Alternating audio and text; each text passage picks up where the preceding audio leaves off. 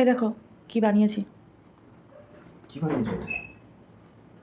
ডিম পরোটা। খেয়ে দেখো। দেখ দিয়ে খাই। কেমন বানাবে সব?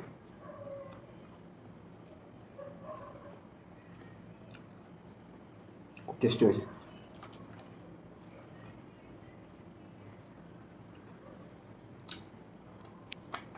খেতে তো দারুণ হয়েছে। চলো কিভাবে বানালাম সেটা দেখে নিই। পরিমাণ মতো ময়দা নিয়ে নেবে, মানে যে কটা পরোটা বানাবে সেই পরিমাণ ময়দা নেবে। সেখানে সামান্য নুন, চিনি দিয়ে আর একটু তেল দিয়ে ভালো করে ওটাকে এইভাবে মাখিয়ে নিতে হবে। যখন দেখবে ময়দাটা দোলা হয়ে আসছে তখনই আরও একটু জল দিয়ে ভালো করে মেখে নিয়ে তেল মাখিয়ে কিছুক্ষণের জন্য ঢেকে রেখে দেবে।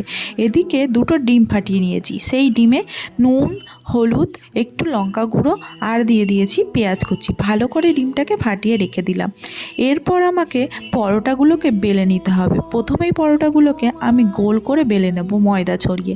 গোল করে বেলার পরেই আমি এটাকে চার চৌকো করব, তাই দুদিক থেকে নয় চারদিক থেকে ভাঁজ করে এইভাবে চার চৌকো বেলে নেব।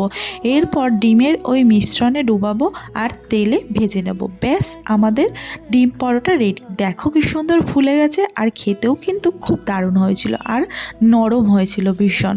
তোমরাও এইভাবে বাড়িতে বানিয়ে নিও।